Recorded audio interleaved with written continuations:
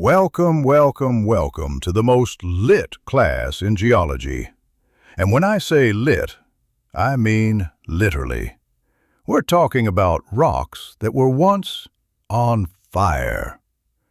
I'm thrilled to have you here for From Magma to Monument, the architecture of igneous rocks. Now, look at this gorgeous title slide. On the left, we've got our celebrity, flowing Pahoehoe lava looking like nature's abstract art. And on the right, those magnificent columnar basalts. The Giant's Causeways got nothing on these hexagonal beauties. Here's the million-dollar insight that'll blow your mind today. Rock is not static. I repeat, rocks are not just sitting there being boring paperweights. They're snapshots, freeze frames of incredible physical transformations. It's like geology's version of those high-speed photos that capture a bullet going through an apple. Except our bullet is molten rock moving at the speed of, well, lava. Today we're going to distinguish features formed by fluid motion, when rocks were living their best melted life, from those sculpted by the immense stress of solidification. It's the difference between painting while the paint is wet versus carving stone. Both are artists, but they work with very different canvases. Ready? Let's dive in. All right, folks, before we get into the nitty-gritty, we need to talk about scale. And no, I don't mean the bathroom kind. I mean geological scale. Structure is our focus today, the big stuff, the macro features you can see when you're actually standing in the field. We're talking about blocky surfaces that look like someone played Jenga with the landscape, pillow formations that'll make you hungry, flow banding that looks like nature's tie-dye project, and joining systems that create patterns so perfect you'd swear a stonemason was involved. Look at that beautiful illustration. Those basalt columns standing like sentinels, the lava flow layering like a geological Napoleon cake, pillow lavas lounging around, and joining systems crisscrossing everywhere. This is the architecture of the rock mass, the bones of the structure, if you will. Now, down in that magnifying glass? That's texture, out of scope for today, folks. That's the fabric of the rock. The intimate mutual relations of mineral constituents. You'd need a microscope, or at least a really good hand lens to see that stuff. That's for another day, when we talk about how crystals cuddle up together in glassy matter. Today, we're thinking big. We're landscape-level observers. We're rock architects. Here's where things get philosophical, in a rocky sort of way. Every igneous rock structure you'll ever see was designed by one of two architects. Think of them as nature's competing interior designers. Architect number one, magmatic forces, internal, the hot-headed one. This architect works while the rock is fluid, like a sculptor working with clay. These forces are shaped by gas escape, viscosity, think molten honey versus molten water, and flow patterns. The result? Vesicular and amygdaloidal textures, those block and ropey lavas we'll discuss, pillow structures that form underwater, and flow banding that captures motion in stone. Architect number two. Jointing and parting, external, the cool, calculated one. This designer only shows up after the rock solidifies. Now we're dealing with contraction, rocks shrinking as they cool, relatable after a cold shower. Tension, pulling apart, and tectonics, the earth doing its yoga stretches. This gives us mural jointing, those jaw-dropping columnar prisms and rift and grain patterns.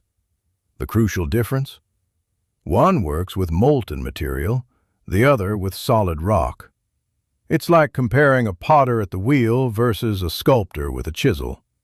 Both create beauty, but the timing is everything.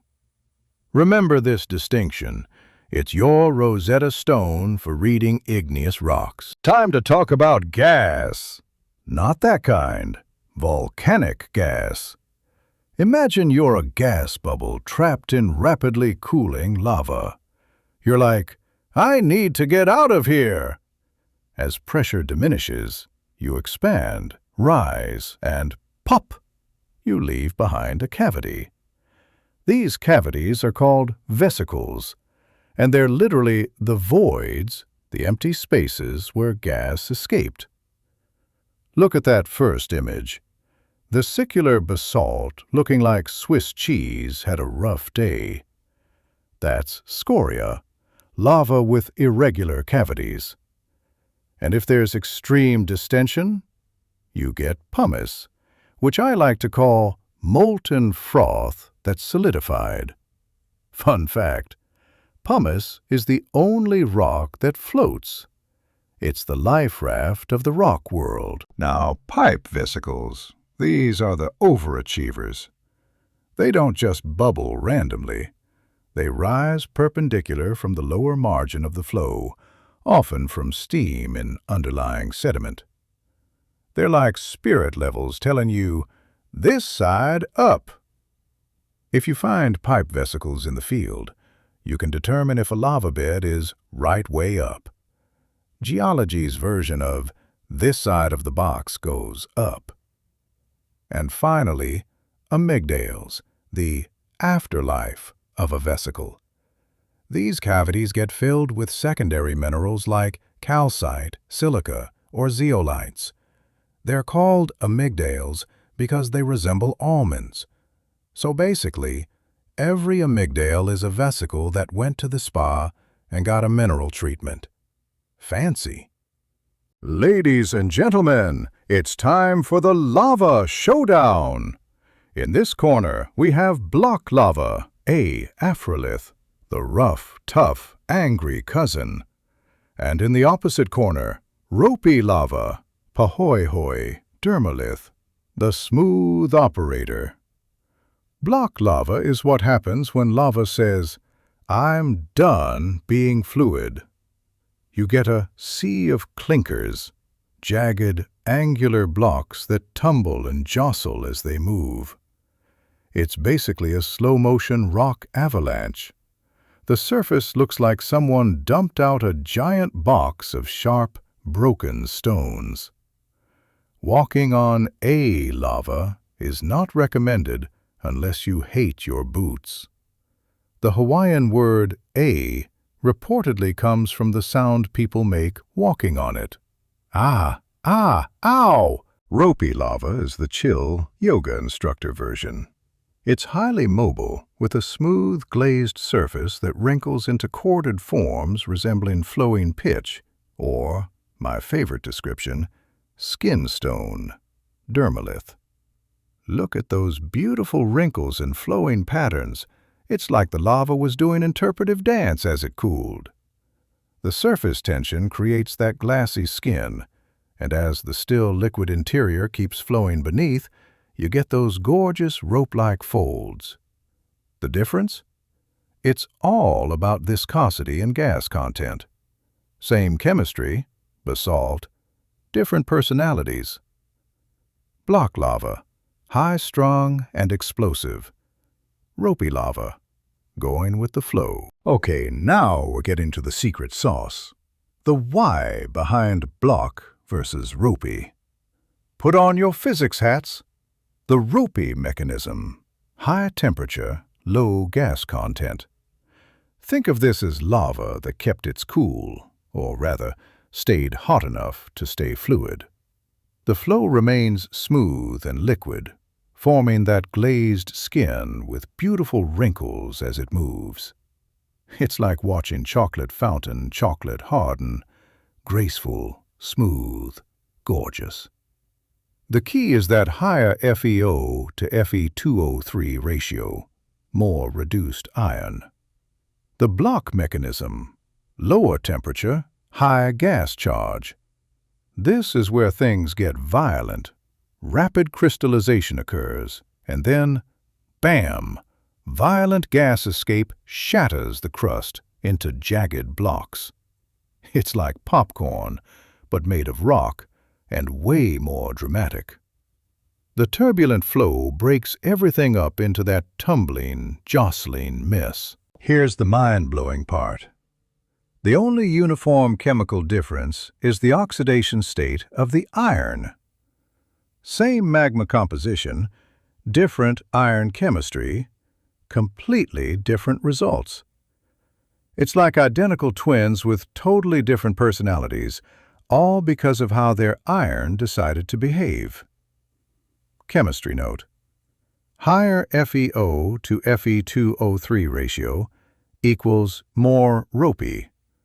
More oxidized iron equals more blocky.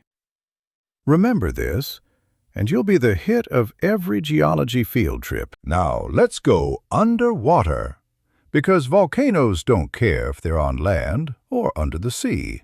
They're going to erupt regardless. Pillow structure is the structural signature of extrusion into water. It occurs mostly in basic lavas, your basalts, your spilites, and is what happens when hot lava meets cold water and they have a complicated relationship. Look at these gorgeous cross-sections.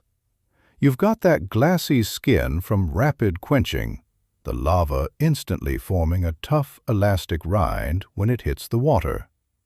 Inside, you've got concentric vesicles arranged like tree rings. The interspaces are filled with breccia, or radiolarian chert, basically the ocean floor sediments that's squished in between the pillows. Those indented shapes? That proves the lava was soft during deposition. They squished into each other like pillows. If you've ever overpacked a suitcase with actual pillows, you know exactly what I'm talking about. Fun fact. Dr. Tempest Anderson observed this happening at Matavanu in Samoa, describing how ovoid masses swelled and cracked into bulbs upon hitting the sea. Nature's lava lamp, anyone? All right, pillow nerds, this is your moment. Let's break down the 4-stage process of pillow formation. It's like watching a lava birth. Beautiful, scientific, and slightly disturbing.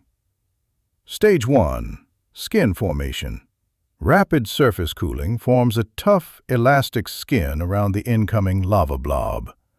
Think of it as the lava getting instant protective gear. Stage 2. Expansion. Internal pressure from incoming lava expands the skin. The blob inflates like a balloon at a very hot, very geological birthday party. Stage 3. Rupture. The skin ruptures. A new lobe starts budding out. It's like cellular mitosis, but with molten rock.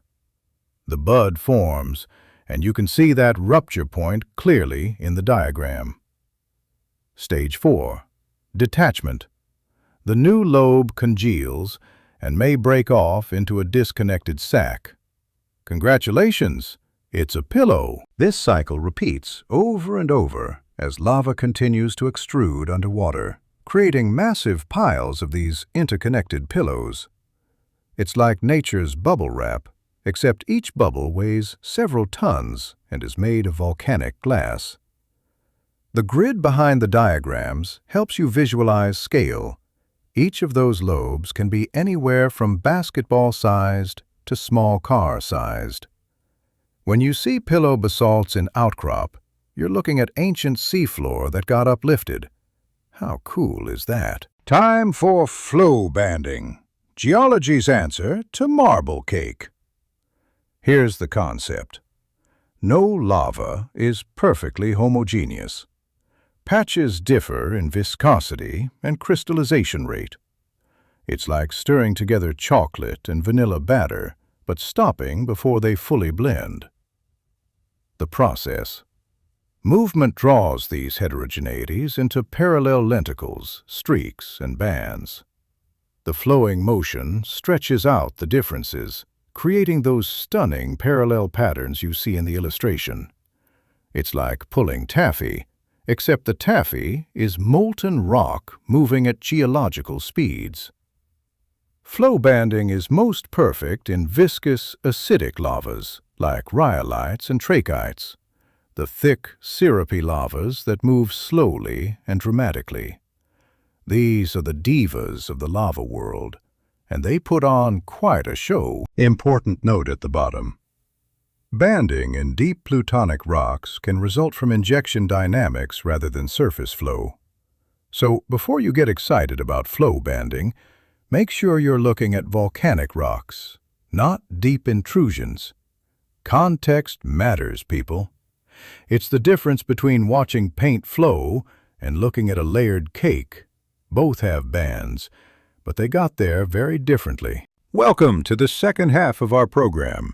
We're now entering the realm of external architect number 2, the forces that shape rocks after solidification. The transition.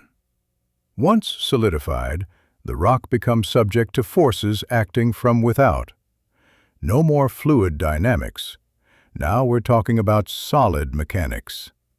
Contraction, shrinking as it cools, tension, pulling forces, and tectonics, the Earth doing its thing. This gives us 3 main types of structures. 1. Mural jointing. Think cuboidal blocks, commonly seen in granite. It's like nature's stacked building blocks, giving us that characteristic cyclopean masonry look. That illustration of the gigantic granite wall, absolutely spectacular. Ancient builders actually thought giants must have made structures like this. 2. Sheet structure. Horizontal layers parallel to the ground. These form as the rock mass expands and contracts with temperature changes, creating these broad, flat fracture planes. 3. Platy structure. Closely spaced fractures creating thin sheets. This is characteristic of phonolite and mugarite. If you've ever tried to split one of these rocks, you know they want to break along these planes. It's like the rock has a predetermined break line, nature's perforation. These structures tell us stories about the stresses the rock experienced during and after cooling. Every crack has a tale. Now for the main event, the rock stars of igneous architecture, columnar jointing. This is what made the Giant's Causeway famous, and for good reason. Look at these magnificent 4, 5, or 6-sided prisms. They're so regular, so geometric, so perfect, that for centuries people thought they must be artificial. But nope, this is 100% natural physics. The golden rule of auriction. Columns develop perpendicular to the cooling surface. Vertical in sills and flows, cooling from top down. Horizontal in dikes, cooling from sides in. The physics of the prism. Let me walk you through this brilliance. 1. Centers of contraction develop at equal intervals on the surface. As the rock cools, it starts shrinking, and these contraction centers space themselves evenly. Nature loves efficiency. 2. Lines joining these centers represent maximum tensile stress. The rock is pulling apart along these lines as it shrinks. 3. Cracks form perpendicular to these lines, creating the hexagonal beehive cell. Why hexagons? Because hexagons are the most efficient way to tile a surface with the least amount of material. Just ask bees. They figured this out millions of years before we did. That diagram showing the triangular prism with all the stress vectors? That's showing you how tensile stress radiates from contraction centers, and cracks form perpendicular to that stress, creating the hexagonal pattern. It's beautiful mathematical physics crystallized, literally, in stone. The color coding? Tectonic slate blue for the rock, magmatic rust for the stress patterns. Even the color scheme is teaching you something. Now let's talk about something practical that quarrymen have known for centuries. Not all directions in a rock are created equal. Rift, easiest fracture. This is where the rock wants to break. It's the path of least resistance. In granite, this is typically perpendicular to the flow lines or the direction of emplacement. If you're going to split a block of granite, you find the rift. It's like the rock is saying, "Break me here, please." Grain, less perfect fracture. This is perpendicular to the rift, but still a pretty good fracture plane. You can work with grain, but it's not quite as cooperative as rift. Head, the tough way, no easy split. This is the direction where the rock says, "Nope, not breaking here."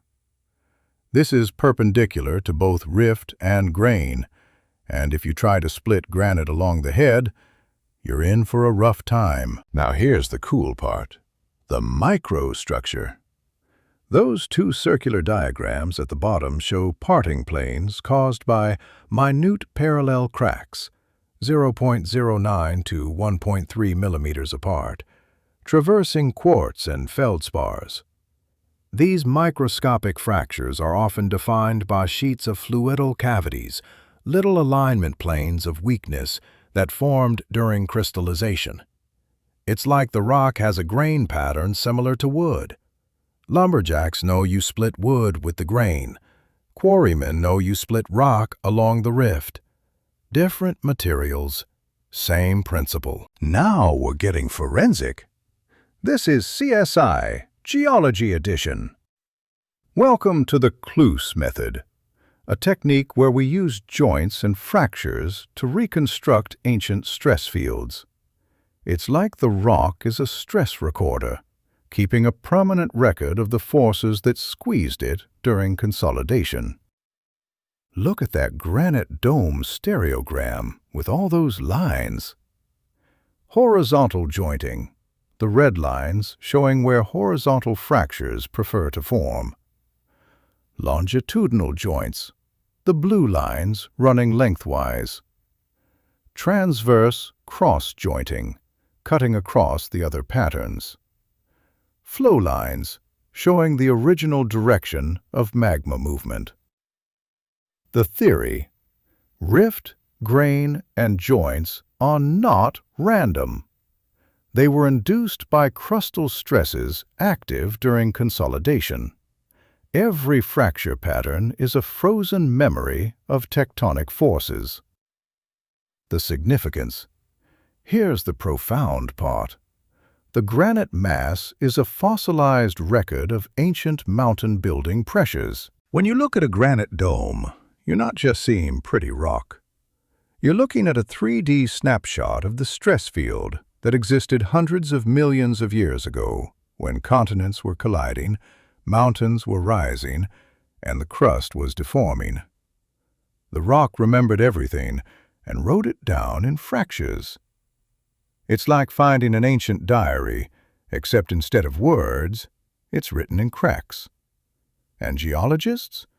We're the translators. We've reached our philosophical conclusion, folks. Time to zoom out and see the big picture. To read the structure of an igneous rock is to read the biography of the Earth itself. Let that sink in for a moment. Every rock structure we've discussed today is a chapter in Earth's autobiography. Magmatic structures, shown with that gorgeous erupting volcano illustration, reveal the environment of eruption, temperature, gas content, and fluid motion. They capture the moment, the drama, the violence, the flow of the eruption itself. Mechanical structures, shown with that fractured block, reveal the history of cooling and the invisible tectonic hands that squeezed the crust. They tell the aftermath story, the slow, patient forces that continued working long after the fire died down. From the fluidity of fire to the architecture of stress. This is geology in a nutshell. We start with chaos, molten rock, explosive gases, flowing lava, and we end with order, geometric columns, systematic joints, predictable fracture patterns. The rocks preserve both stories. They're time capsules containing multiple narratives, the hot, violent birth in magma, and the long, slow solidification under immense pressure. Every structure is a sentence in Earth's ongoing story. And you, yes, you taking this course, are learning to read that story. How amazing is that? All right, everyone, let's bring this home.